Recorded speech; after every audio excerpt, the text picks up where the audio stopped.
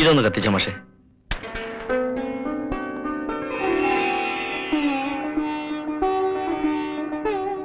വിഘ്നേശ്വര,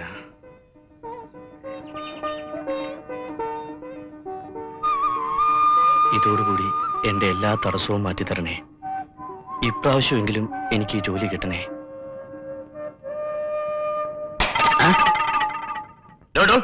ഇതെന്താ അമ്പലോ? ഇതിനു മുമ്പിലാണ് തേങ്ങ അടിക്കുന്നത്. ഇതൊക്കെ എവിടെ നിന്ന് വരുന്നത്? സാർ പുറകെ എന്ന് വിളിച്ചു. പിന്നെ പൈസ തരാതെ പോയാലെങ്ങനാ? തനി വന്നേ.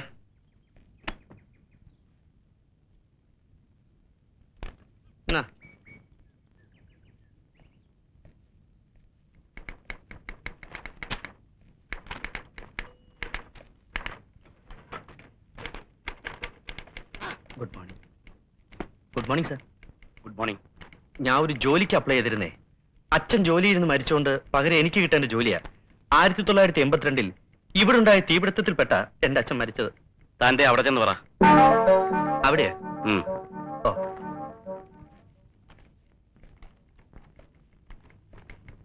ബാലകൃഷ്ണൻ? ഞാനല്ല, ഞാൻ രാമകൃഷ്ണ. അയ്യോ, ഞാനാ ബാലകൃഷ്ണൻ. ഞാൻ ഒരു ജോലിക്ക് അപ്ലൈ ചെയ്തിരുന്നേ. അച്ഛൻ ജോലിയിൽ നിന്ന് മരിച്ചത്. അതൊന്നും ഇവിടെ അല്ല, ഇതാ അവിടെ ചെന്ന് പറ.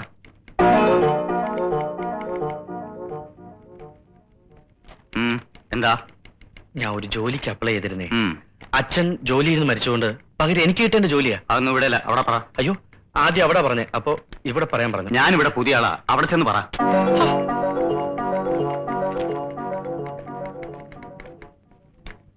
അതെ, എനിക്കറിയാൻ പാടില്ല ചോദിക്കുക. നിങ്ങളൊക്കെ ആളെ കളിയാക്കാതിരിക്കുക.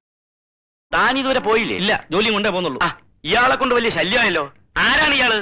ഏതാണെന്നും ആരാണെന്നും വഴി അറിഞ്ഞോളും. ഇപ്രാവശ്യം എനിക്ക് ജോലി തന്നില്ലെങ്കിൽ ഞാൻ ആരാണെന്ന് നിങ്ങളൊക്കെ ശരിക്കും മനസ്സിലാക്കും. സഹിക്കുന്നതിന് ക്ഷമിക്കുന്നതിന് അതിരില്ലേ? കഴിഞ്ഞ 6 കൊല്ലമായി ഒരു ജോലിക്ക് വേണ്ടി ഞാൻ ഈ കമ്പനിയുടെ പടി കയറി ഇറങ്ങി നടക്കുന്നു. ഇതുവരെ ഒരു വിവരം എന്നെയോ എന്റെ വീട്ടുകാരെ അറിയിച്ചിട്ടില്ല. മര്യാദയുള്ള ഒരു വാക്കുപോലും പറഞ്ഞിട്ടില്ല. അറിയോ, 1982 മുതൽ ഈ കമ്പനിയിൽ ക്ലെയിം ഉള്ളവരാണ് ഞാൻ. എന്റെ ക്ലെയിം നിലനിൽക്കെ ഇവിടെ പല അപ്പോയിന്റ്മെന്റുകൾ നടത്തിയിട്ടുണ്ട്. ആ അപ്പോയിന്റ്മെന്റുകൾക്കൊക്കെ ഞാൻ സ്റ്റേ മേടിക്കും. റൂളും നിയമവും ചട്ടവും ഒക്കെ എനിക്കും അറിയാം. എല്ലാത്തിനും ഞാൻ കോടതി കയറ്റും.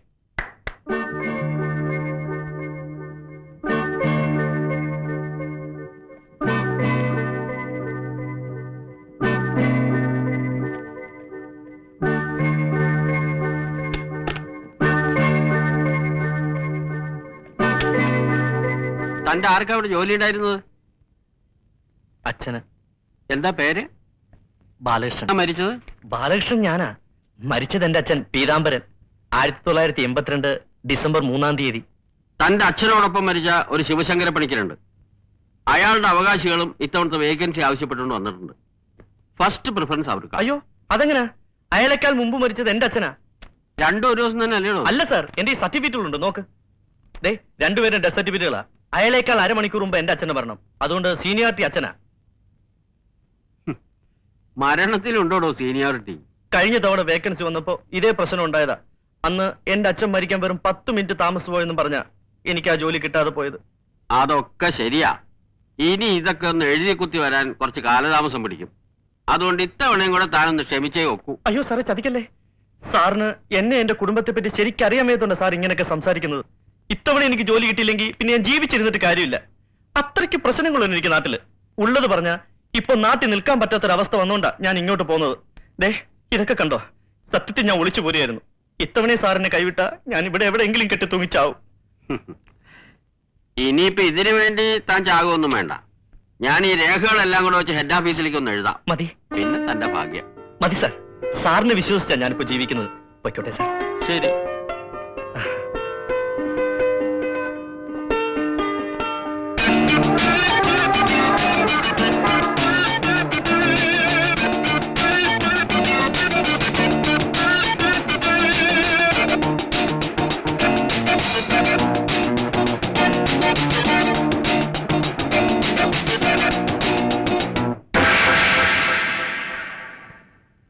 സോറി.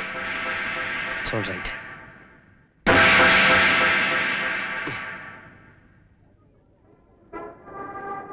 പോക്കറ്റടി സൂക്ഷിക്കുക.